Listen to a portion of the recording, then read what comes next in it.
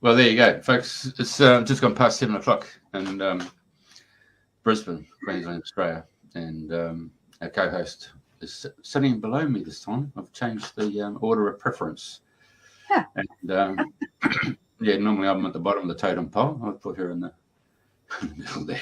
Anyway, Andrena is unearthed out of the wilderness of Dorset. Chey. Anyway, there's going to be an interesting conversation today, and you're more than welcome to join us. Anyway, thank you. Back to you, Chey and Andrena. Thank you, Jeffrey. And we'll talk about you being going placed in a different order next time. Hello, everybody, and welcome to those of you that are listening to Dream in the New Dream, and to our regular listeners. Happy equinox for here in the UK, and it's the 22nd of September 2022. It's the number 1 day today, which is new beginnings, so bring it on. So today it is my great pleasure to have Chey O'Connell on the show, and I met Chey must have been maybe a year ago or less. I saw about a drumming circle and I really wanted to do some drumming, and I headed off to Ringwood and did this drumming for 2 hours and chanting, met Chey, and there was, I think it was about 16 of us ladies all drumming together and chanting. It was absolutely fantastic. I really loved it, and I've been in touch with her since to do drummings in other places. And then one day my sister and I were in Glastonbury and we bumped into her and her lovely partner Nikki in the high street. So so you've got many skills to your bow, if you like, so many talents. So I think I'm going to let you share from the start of your journey, because I know you have a beautiful Irish accent and you've lived a very varied life, and your main focus is woodland skills and bushcraft and helping children and nature. It's just some of the things. So without further ado, welcome and thank you so much for agreeing to come on the show. And would you like to share your journey of life and how it started? I will indeed, and thank you so much for inviting me on as a guest, and to everybody, happy equinox on this side of the world. And I believe in Australia too, it will be an equinox there, wouldn't it? But a reverse to us. Anyway, so as I say, thank you so much for inviting me, and without further ado, I'll crack on. So my background. As you can hear and see, I'm of Maltese Irish heritage, and I wasn't born in Ireland. I was born here in Weymouth, and my father was in the military, and so we moved around an awful lot. I think the mainstay of my life was my grandparents, who were Maltese Irish. And I had an awful lot to do with them, and I spent all my available time that I ever could. And I think because we moved around so much, I needed to almost like identify with and feel belonging to something, and embracing both my Maltese Irish heritage and hearing their accents and stuff like that. And when I get excited, I do the Maltese bit and throw my arms around, and sort of like, so it stuck. It stuck. And I've been moving around all over the world, really. So went with my family. I spent 2 years in Hong Kong with them, and that was quite an experience. But I was only like 7 or something back at the time there, and so 2 years there, and actually had a jubilee out there and stuff. When I was out there, I got up to all sorts of stuff. I was in the brownies. Yeah, we all. Yeah, I know. Yeah, I know, sort of like the brownies. Well, sort of like give me the Cubs any day and the Scouts and whatever. But yeah, I was a brownie and had to learn how to iron and do all that kind of caper. But it was good fun. It was good fun while I was there. Had a wonderful life, And sort of like I left the brownies because, and this is sort of like set the tone. There you go. Yeah, set the tone of a lot of my life. Because I was in the brownies, and as I moved up the ranks, because there are actually ranks to be moved up, they wanted me to be the leader of the pack. And as I say, this here set the tone for a lot of my life, because as soon as they wanted me to be the leader, it was like, do you know what? I can't actually handle the responsibility. And so I left, and that there was the stress of being in that position. So so that, as I say, set the tone of my life. And from there, I didn't want to handle the responsibility, and sort of like when we come back to England, life was okay, you know. I moved back to Weymouth when I was 12 years old, and there's a lot of things which had gone down, a lot of experience, good and very bad, and this sort of like, again, it's your formative years, and it makes you into the person I am today. But as I say, a lot of the experiences were really not great, and I'm not going to go into them. But to be fair, I wouldn't change a damn second of everything I've experienced, because it's allowed me to really identify with a lot of people who are going through similar situations. So I find for me, I cannot grow as a person without having challenges, whether they are, mostly when they're bad and stuff like that. So those challenges I learn from, and I've been taking lessons from those challenges and turning them into a positive, in helping me to heal myself, and and as a byproduct, I'm able to heal others, I hope, or at least sort of like try to not, I don't want to guide anybody. We're all on our own individual journeys and stuff, and but sometimes just to know that you're not alone, and that there's somebody who's had a shared experience, and they've seen you come out the other side of it. And of course, when I was younger, I didn't really run with the crowd. I still don't. And by what I mean by that is that I don't run with the majority's thinking. I never have been able to. When I went to college and I was doing my pre-nursing course, I was, sort of like, my goal was to join the army and do nursing in there. And the thing is that I decided I cannot take orders. So that was going to be a really bad idea for me. So I started out in a nursing career when I left college. But at the same time, there you go, yeah, that there is me, my little aspirations, yeah. So that takes me back. yeah. So yeah. Thankfully, I never looked like that when I was in my uniform. If I had joined the military, I would have looked like that. But yeah, so I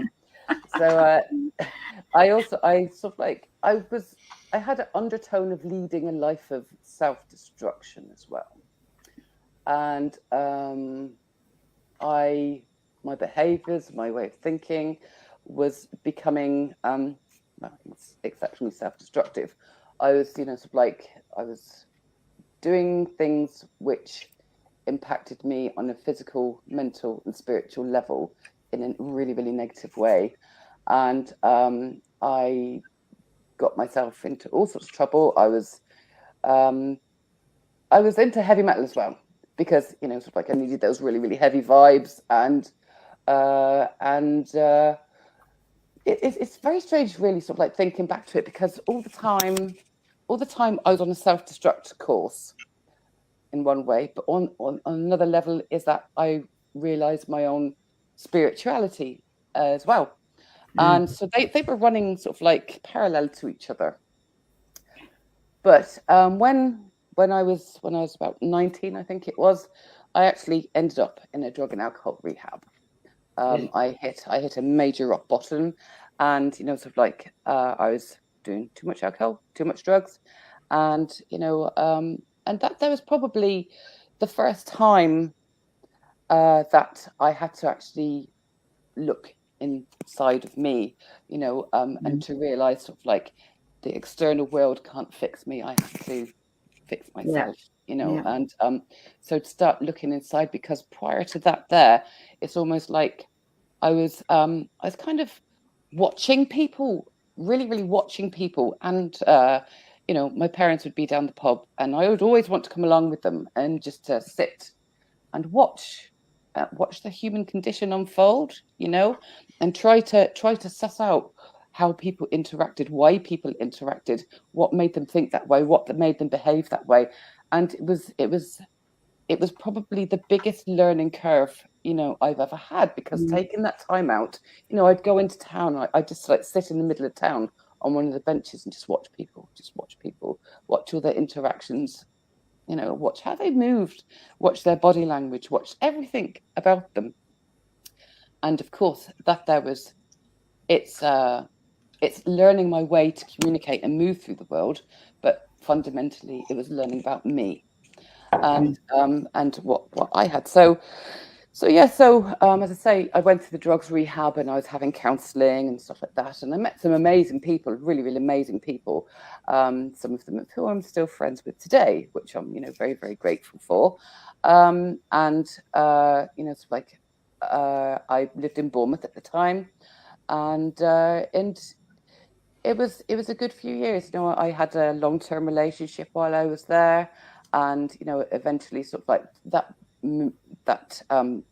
ended after 14 years, and that there is primarily due to my mental health. Now, where my mental health comes into it, and I do not believe I had a drug and alcohol problem. I believe it was symptomatic to cover the mental health I was experiencing. It was like paranoia. It was awful. And anyway, so when I was 24, still in Bournemouth, I was finally diagnosed with schizoaffective disorder. And for a long time, I really didn't want to talk about that at all. It was something I found shameful. It was something that the rest of the world didn't understand either. And it was the whole stigma around mental health. You tell somebody you have a mental health problem and they expect you to come banging on their door at 4 o'clock in the morning with an axe in your hand. Do you know what I mean? And that there is the general consensus because of what is often portrayed negatively in mainstream media. But mental health, it affects every single one of us at some part of our life. We're human beings. We have emotions. We have mental health, and it is nothing to be shameful about. So now, as time has gone on, at the age of 52, as I am now, I've had to find a peace within myself and how to deal with schizoaffective disorder. I don't know if anybody's ever heard of it, but basically it's kind of a half. You've got schizophrenia on one side, you've got bipolar on the other, and this is a sort of like a melding of the two. So yeah, if I'm gonna have something, let's just like have it all, eh? Yeah. So I spent many years in and out of the mental health services on both sides of the fence, because then I went to mental health nursing, and I started off in a drug rehabilitation. No, I didn't. I started off in a drugs needle exchange when all of the HIV and AIDS was all that big pandemic thing was going on. So I was in a needle exchange there, which is harm minimization, to try to minimize the spread of HIV among drug users and hepatitis. So that was my first sort of like real major role within the mental health system, and then sort of like I spent 25 years within the mental health service. During this time, of course, I was still very, very much symptomatic of my own mental health problems. Again, I think sometimes, like for me, and this is a very big generalization, which I'm going to say now, and that quite often those who work within mental health, it's quite often trying to find something in themselves. It's in viewing other people and trying to assist other people become well again, is in some ways trying to get to know yourself and how you tick. And so there was those good and bad points all over the place. I was in and out of hospital. I was sectioned on many occasions. I was held down by teams of nurses, and injected and put out for days. And it was horrible. It's horrible. And that was, while I was working in Bournemouth, that was at St Anne's Hospital at the time, because of funding pots and all that sort of stuff, as we're all so familiar with. I was able to go out of the hospital, and then they cut the funding. And then when I did become unwell, I had to be nursed by my colleagues, and that was probably the most awful thing, sort of like to actually sort of like regain that sense of authority when I was back in my uniform, because I was there with fellow patients. I was a patient, and then I had to, once I become well again, I had to get my nurse's uniform back again, and then work with those long-term patients again. It was really, really difficult, and and that there is a big problem within the NHS system, and dealing with mental health.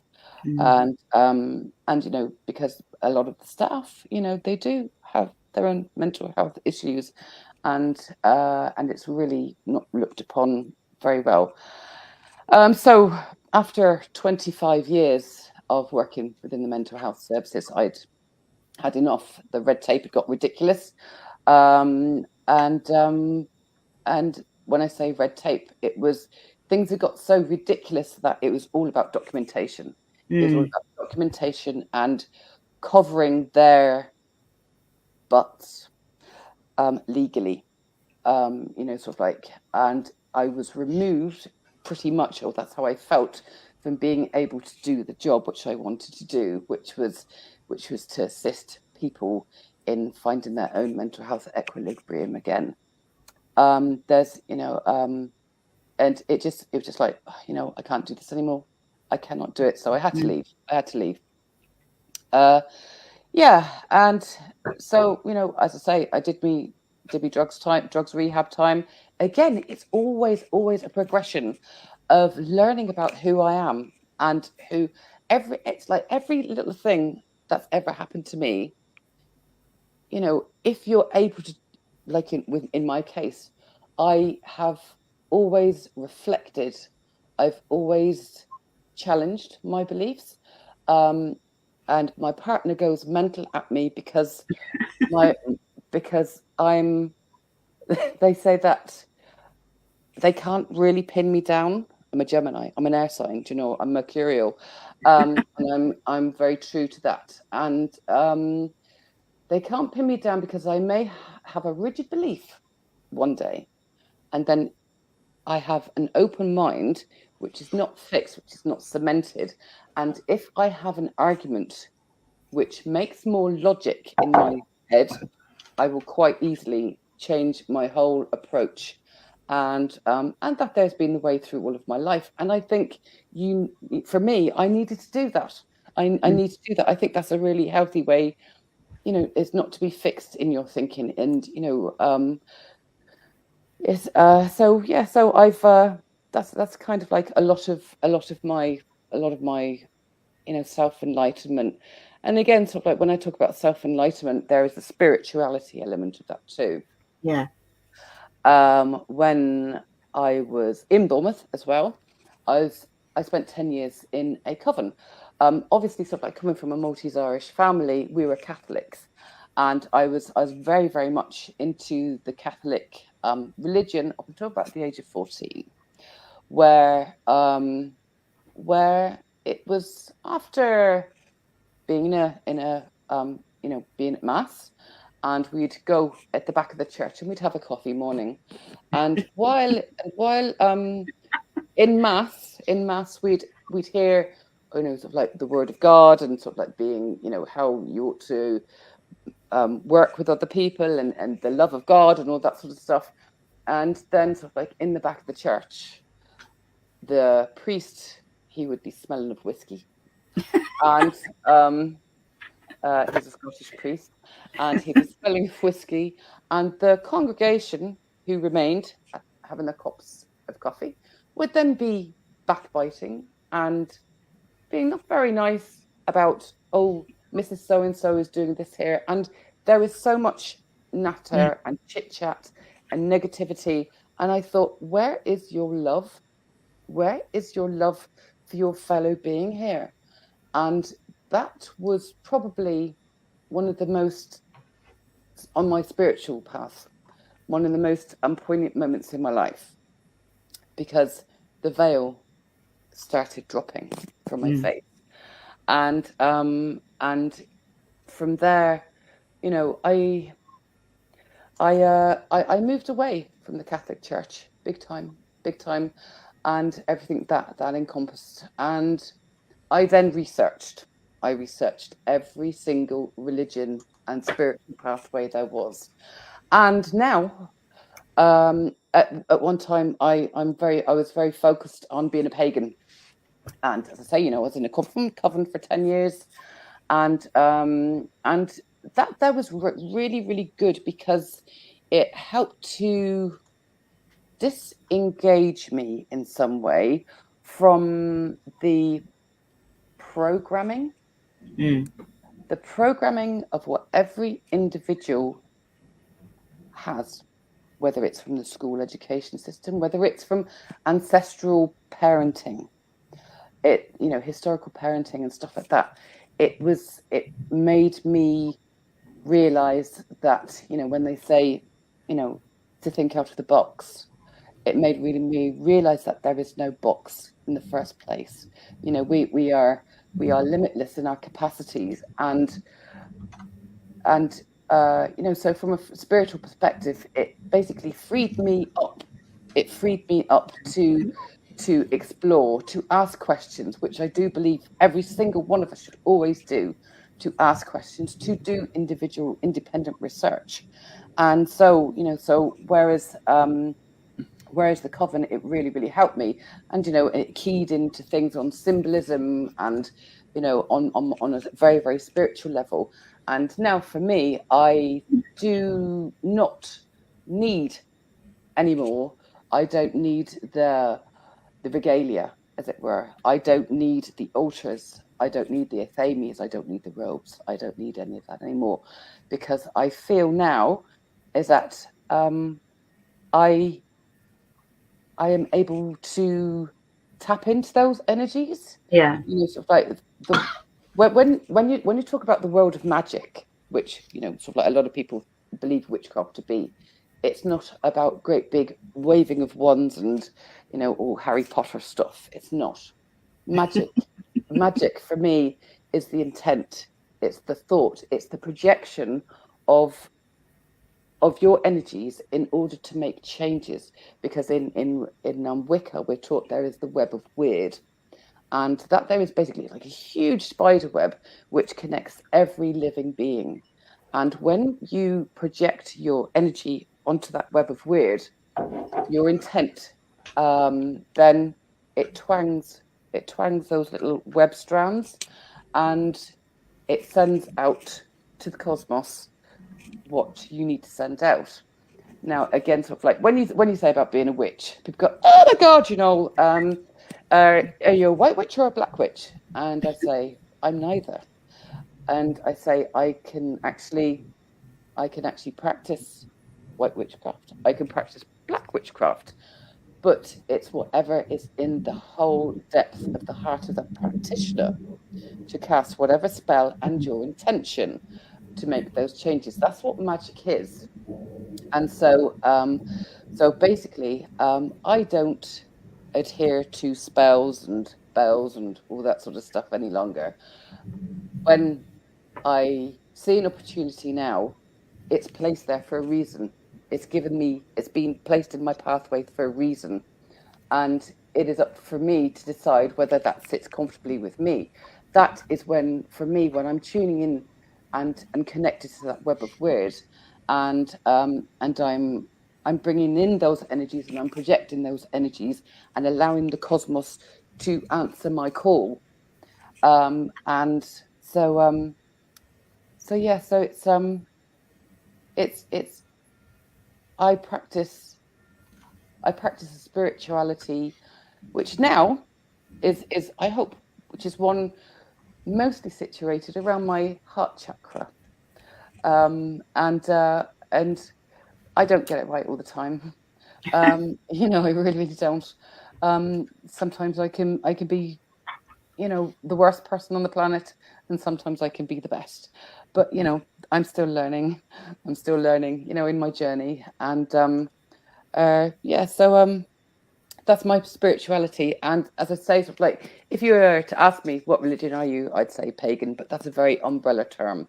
It's a very umbrella term because, as I say, where I've researched so many spiritual pathways, you know, Buddhism, Judaism, so many, Hinduism, so many pathways, and it's like I've taken all of those religions are absolutely fantastic, but they are and this is my view.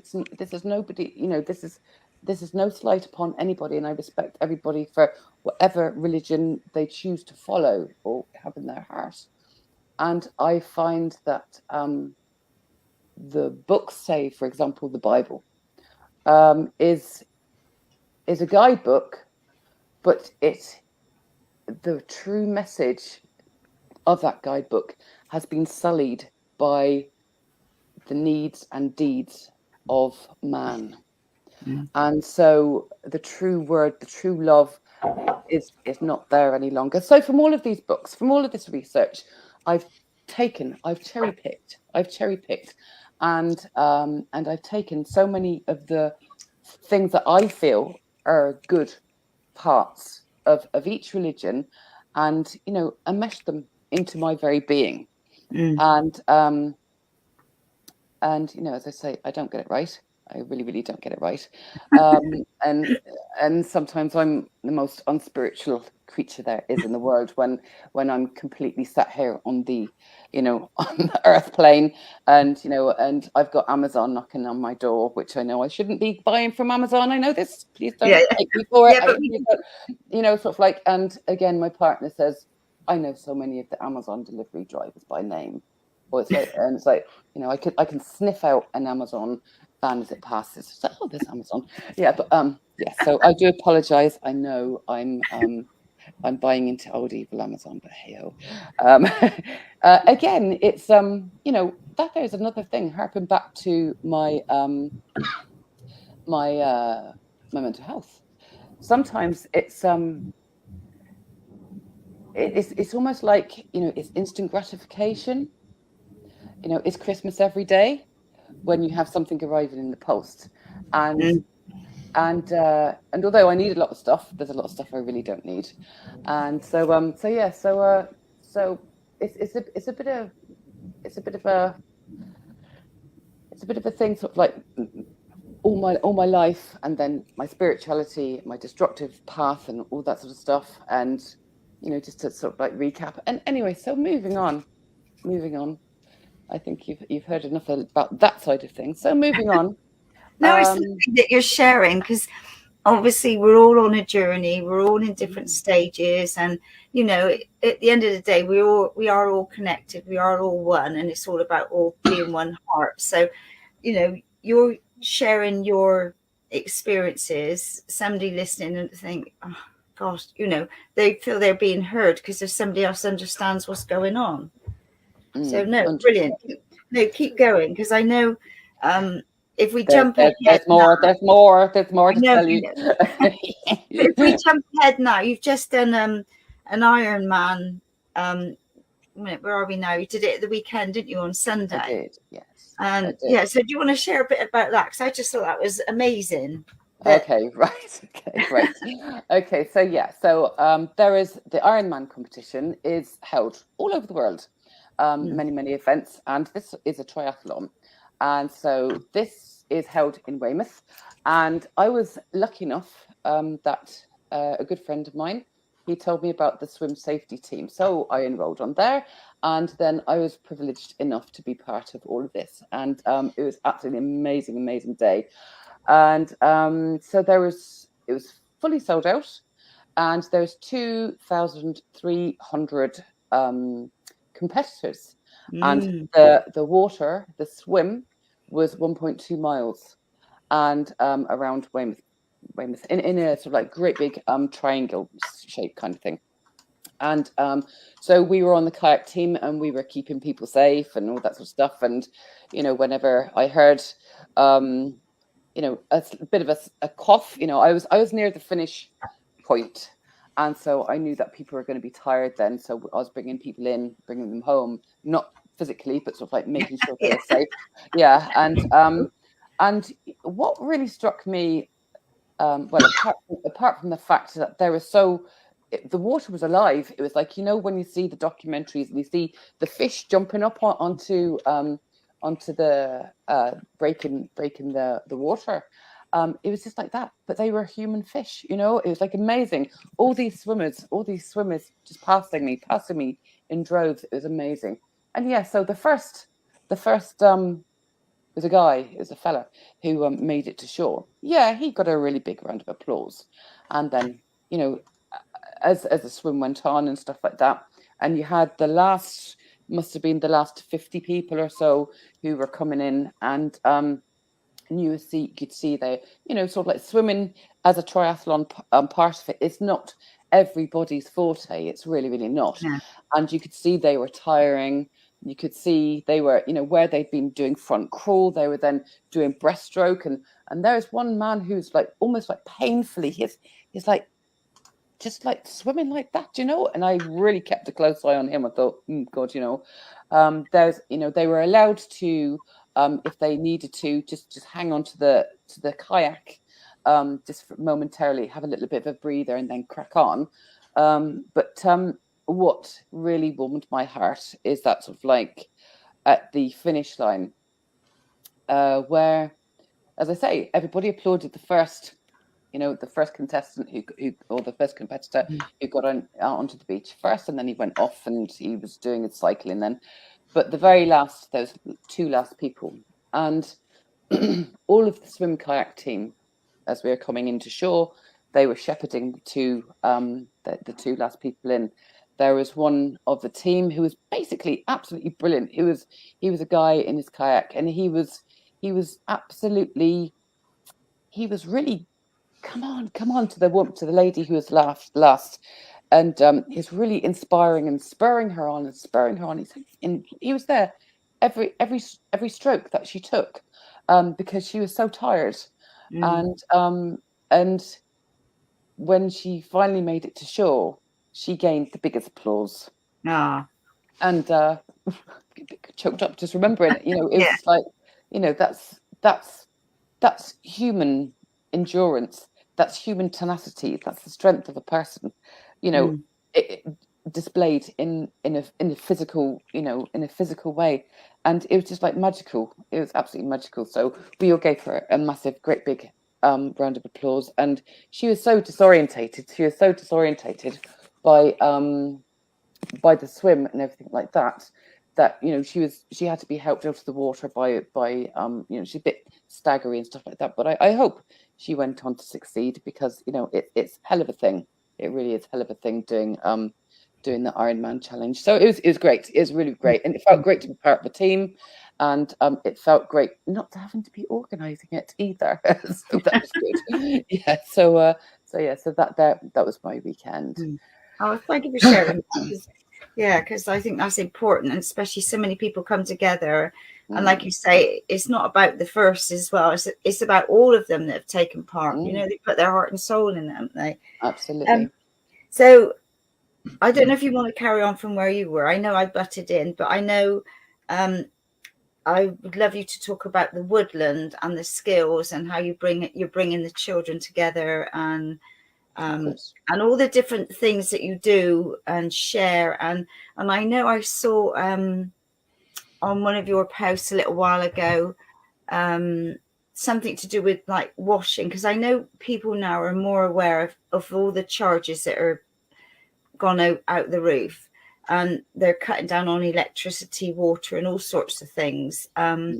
So I know you shared things about washing, different things that you could do that's going to help save and cut down on different things. So take it away, girl. Right. Okay. I shall come on. I hear you. I should come on to that there in a little while, but just to pick up and tell you how I got to where we're at now with Western Wilderness skills. So I left mental health nursing, didn't know what else to do. So I enrolled in a college at Kingston Moorwood College. And there I did a conservation, ecology and wildlife management course, 2 years. So it's a diploma. And so I qualified in that there at a distinction grade, and to often the horror of my tutors, they said to me, "You're doing this at university level." it's just a college course. So I had to really rein that in a little bit, because I loved it. I absolutely loved it. Now, I've always been an outside kind of girl, always been loving hands-on stuff.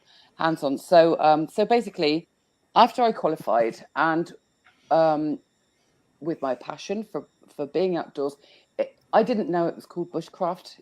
That there's really a new terminology.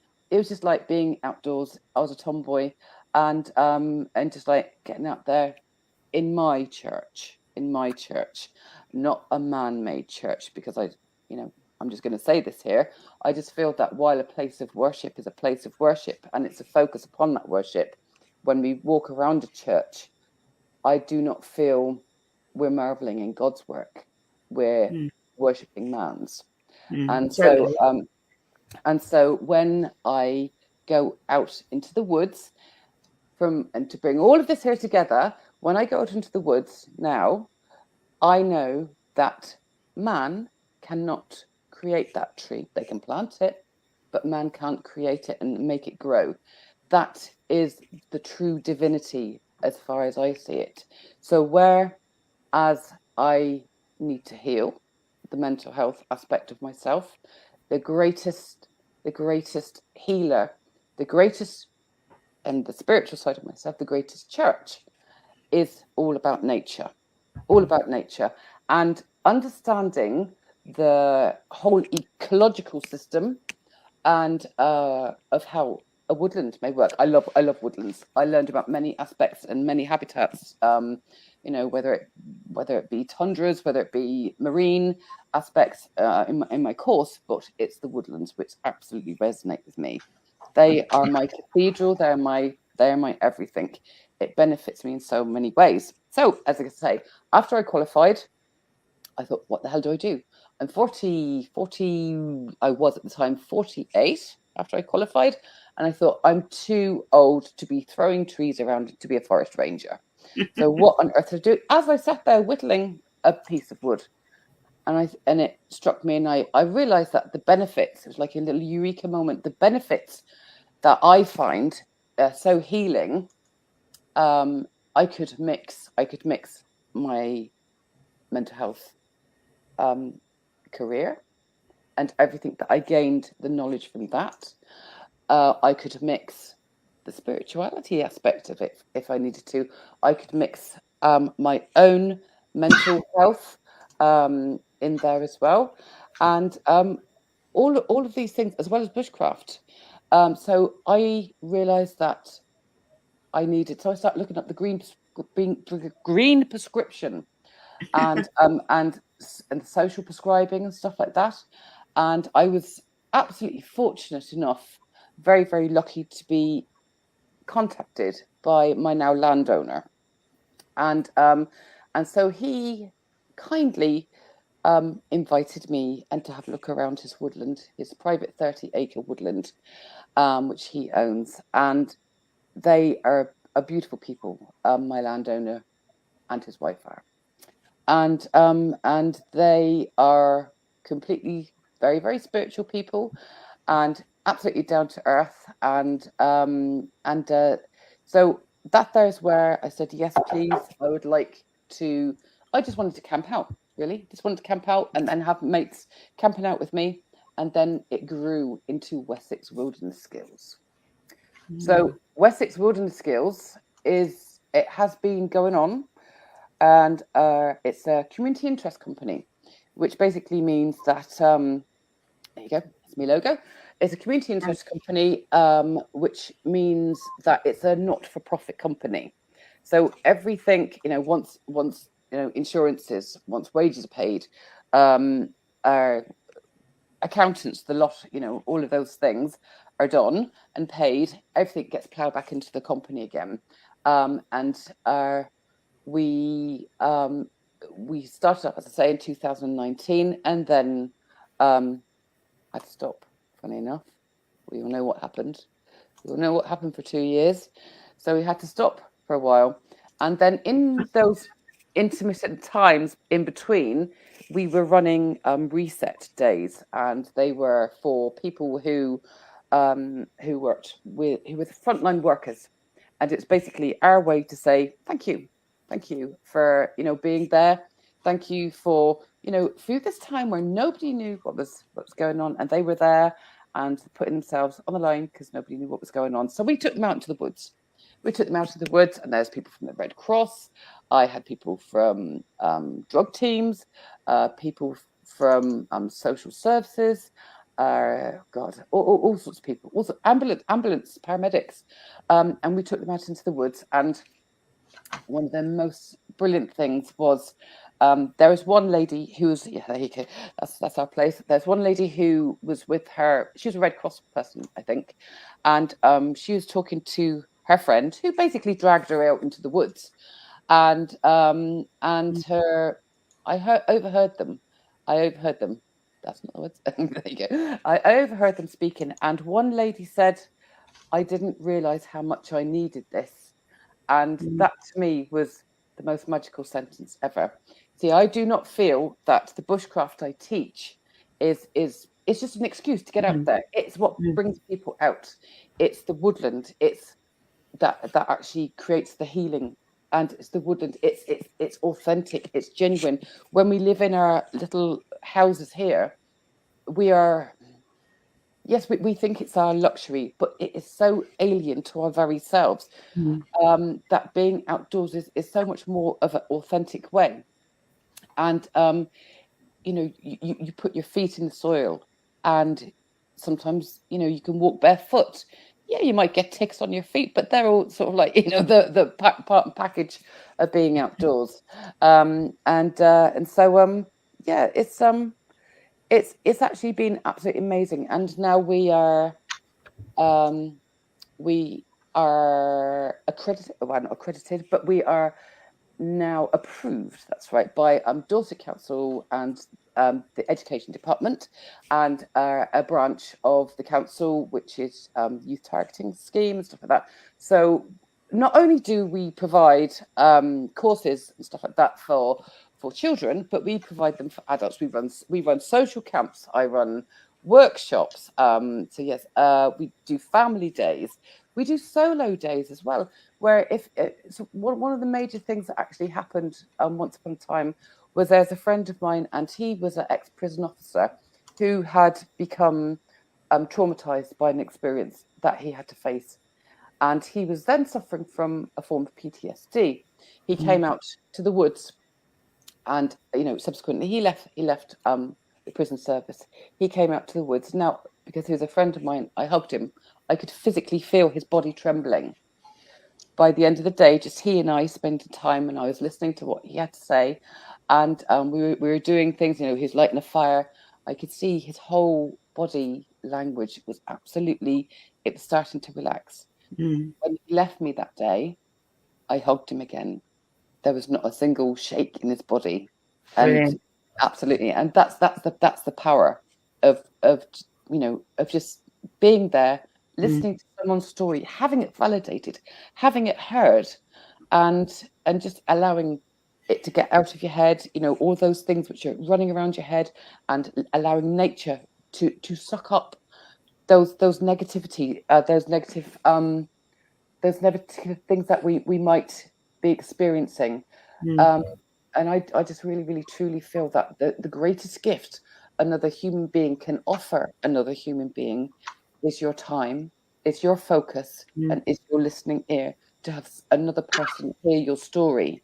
And so that there is basically what we're about. And we've gone from strength to strength. So yeah, we've had funding, and I'm jumping around all over the place here. We've had funding from the Dorset Council to provide all summer long children's activities. So it's called the Holiday Activity Food Project or Program, something like that, provision even. And so basically it's low income families can they get given a passcode when they have free school meals. And so that passcode entitles them to come out of the woods. And there's all sorts of activities. It's not just us. There's all sorts of activities, whether it's horse riding, sailing, whatever. And they can come out to the woods. But there were so many people who kept on returning to us, the children, because they loved it. They loved it. And seeing that social interaction between those children, seeing them running around, seeing them breathing fresh air, seeing them being creative, using their imagination to, construct their little homes. And just playing and laughing and just having fun. That was what it was all about for me. And so that's the magic which we were thankfully able. I've been so fortunate to provide. And so as I say, we've got some girl guides coming out, the girl guide leaders, and we're going to be I'm going to be teaching them, because we do birthday parties, workshops, and all sorts of stuff. And we're having reindeer making workshops. We've got holly wreath making workshops using the dreaded C word, I'm afraid, Christmas. Yeah, bar humbug. Yeah. The thing my partner says is I'm the Grinch. But anyway, so Yule, I prefer to call it. Yes. Yule, yes, indeed. So we've got those workshops coming up, and we've just been very, very fortunate as well, is that we've got some more funding for over the winter holidays. Brilliant. Yeah, so it's really, really good. It's all taken off. It's all absolutely fantastic. All really exciting, and it's just going from strength to strength. It's taken obviously a big knock with those 2 years everybody had out of the loop, but it started to build up. And say, just to recap, those benefits that I feel about the woodland, about the real divinity of the woods, and how it moves me, how it heals me, how it balances me. And when I am a bit off kilter with mental health, I say to my partner, I know what I need to do. I need to get out. I need to get to that woodland. And I literally hug a tree. And if I haven't been there for a while, I have such a connection with that woodland, is that I start dreaming about it, and that I know I have to get back there very, very quickly. And as soon as I'm back there, I just burst out crying, and because it's just a healing place. And when you see an old friend you haven't seen for a long time, then you do get emotional. So basically, that's my story. Life as it is at the moment is very exciting. It's all good. I'm up to all sorts. I do have hobbies. I do actually have hobbies. I have a wonderful partner. I have a little dog. And again, I do stuff for a walking group. I set up a walking group called Dorset Roaming Ramblers. And they what we do is we cater for all sorts of people. Again, it's for mental and physical well-being. And just get people out there, connecting with each other, getting out, enjoying what beautiful countryside we have here in Dorset. It's just like, so it's amazing. All sorts of habitats, all sorts of environments. And because of my passion for bushcraft, I can't actually zip it and not say, oh, there's wild edible right there, you can eat that, or you can't eat that. I drive my partner mad, because whenever we go out for a walk, it's like my partner says to me, "Do not eat anything. Do not eat anything," because and it's like, I know what I'm looking at, but again, like I drive my partner insane because I'm giving them a foraging walk whenever I'm going out, so just going for a wander. But I do my drum workshops. I play a lot of music and play the ukulele and I've never ever done it. That is playing a ukulele underneath a lamppost. Not ever, not ever. I play the Irish Baron, and it's like lots of instruments really, and the guitar I've taken up. There you go. There's my little white ukulele. Yes, indeed. That's my little lot there, and it's like. They're a really good bunch of people, and they play a lot in nursing homes and entertain, all sorts of people. It's really good crack. It's really How good. far is your woodland from where you are? Well, I'm in Weymouth. The woodland is in Owermoyne, and which is about, for me, a drive of, it depends on if I'm in a rush or not, is about, on a good day, 15 minutes away. If I'm in a rush, it's 10 minutes away. As I say, it's 30 acres, and our company rents out 10 of those, around about 10 of those acres, kind of thing. And sort of like the landowner is fully aware of when we are on site. And we do try to, if I spot anybody coming into the woodland, because there's a lot of people from the village think that they can walk through there, and so I spot them. I have to sort of like, I'm not anybody's mental health nurse, so I don't know their vulnerabilities. Also, we have children out there, so if I see anybody coming up on site and whatever, I have to turf them out nicely to keep everybody completely safeguarded, and all that kind of stuff. So so that there is basically my story. Basically it. That's where brilliant. I am now. Right. So what's the youngest children that you've been working with there? Oh, well, I've been working with children who are like 6 years old, and up to the age of 16 while we've been out in the summer. But obviously, sort of like, I don't really like to take on just 6 years old because their comprehension, their motor skills are not that great. But again, talk about motor skills. Again, we're very cotton wool board as a society, health and safety gone mad, the whole thing. And so even when children are, they've been placing sticks on the ground and using their cognitive mobility and motor skills to actually balance. And it's those kind of things which are lost, because the schools, oh my God, a child may fall. Oh my God, a child may hit their head. Well, it's like, they're risks. They're appropriate risks. We all need to take risks in life. And if you do fall, you learn from it. You learn from it. If you're creating a fire and you realize the heat, you realize it can be both your friend and your enemy as well. If it's not used wisely, those children, they can feel the heat from that fire, but they're controlling that fire. It becomes a friend. They can feel the warmth from it, but if they go too close, they know it becomes some part of danger. Those are appropriate risk taking. Again, I allow children to use knives, and again, so long as they hear me, and I can be Miss Nice Bushcrafter, and I can be really Miss, stern Bushcrafter too. And and if anybody doesn't listen, then I have to ask them to put the knife down, because it's it's absolute paramount that they keep themselves safe. But they do, and there has never been any mishaps so far. Touch wood. Apart from me when I was demonstrating what not to do with a knife, and I cut my hand.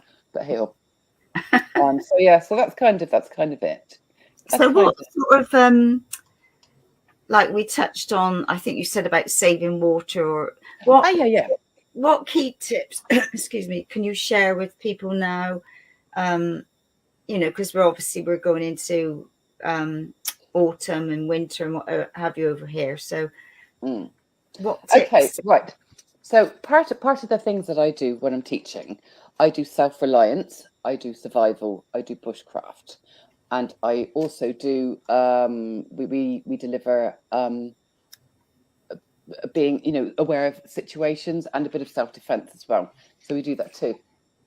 Now, so with the self-reliance, you know, sort of like within our homes, and you know, if ever we're in a situation where we have to leave our homes, and you know, sort of like a lot of people talk about prepping as a zombie apocalypse. Oh my God, you know, sort of like it's the end of the world. No, it's not. It's not at all. If the water system goes down, if the utilities go down, if you have to you know, get a bag that somebody needs you, and you have a bag prepared, you know, sort of like, it could be called a grab bag or bug out bag or something like that. There, have your car, your vehicle ready. As you say, we're coming up to winter and stuff like that, so you need kit in there to safeguard you and the contents of your car, whether it's your dog, your children, or you know, or your elderly grandma, you know. And so you need blankets in there, you need water in there, you need snacks. You don't know if your car's going to be broken, it's going to break down. And so those are the things that we need to safeguard against. And you know, sort of like in the ever-changing world that we're living in, you know, when we're in our homes, as we all know, fuel is becoming very expensive and stuff like that.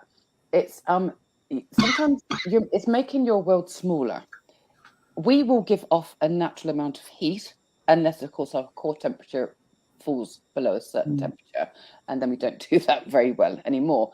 But even when you light candles, of course you have to be very, very careful of that it's an open flame if you've got cats running around.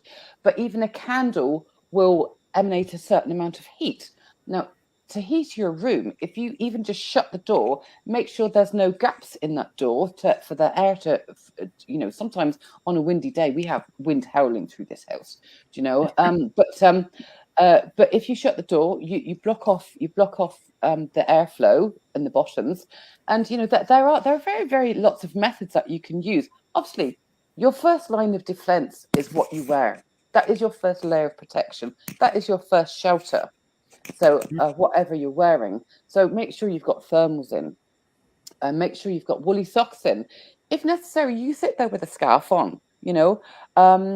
There are blankets. Get some nice wool blankets, or something which makes you feel nice and snuggly. It keeps you, you know, you can boil up a flask of water, you know, so you've got one hit with that, you know, for that energy use, one hit. So you boil up a flask of water, you have it sat there with you, you can make a cup of tea. That means also that you don't have to keep on moving back and forth and allowing that heat to escape from your home. There's also, when I, you know, sort of talk about candles as well, there is a method where you have four bricks sat next to each other, parallel to each other. In the middle, you have a plate with some of those little tea light candles. You put 4 tea light candles in there. Over the top of that, you have to have the airflow going through, is a terracotta gardening pot. Now, there's all sorts of things that you can do with this here, but the most simplest way is basically to put the terracotta pot over the top of them. That terracotta pot will actually heat up with the candles underneath it. And again, it's a really good heat source. It's a really, really good heat source, you know. You know, we're thinking about water. We've been very restricted of water, you know, from in our skies. There's not a lot of water butts which have actually filled up over the summer. But again, sort of like, you know, sometimes I don't like keeping my kettle full because we are in a hard water area and it limes up the kettle. But I know that one day I left my kettle full up. Now, at the end of the road, there was a water, one of the pipes had burst, and the water had to be switched off here. We were switched off for some good hours. My kettle was already filled. I could make myself brew. You know, I couldn't use a tap. So it's having little things like that, a little store of water, which is vital to all of us in cooking, in self-hygiene, in, you know, our hydration. It's so important. You know, we have to keep hydrated, and it's incredibly important. And you know, so those just like some little tips. You know, I mean, my God, there's so much more. You know, I know. That's another show. I know, yeah, so it is, yeah. Yeah, it is. Yeah, so I mean, there are so many more tips, and the YouTube is fantastic for getting ideas of how to shore yourself up within your own home. Make sure you've got enough medication that you don't actually need to go outside. Not many of us, sometimes we get snowed in here. Sometimes we do. And thankfully I've got a great big 4x4 vehicle. I know I can get out of here. But when I tried to get out of here, I couldn't get down my steps because they were iced up, So, so it's like, it's preparing for the worst, and then you always come out the best.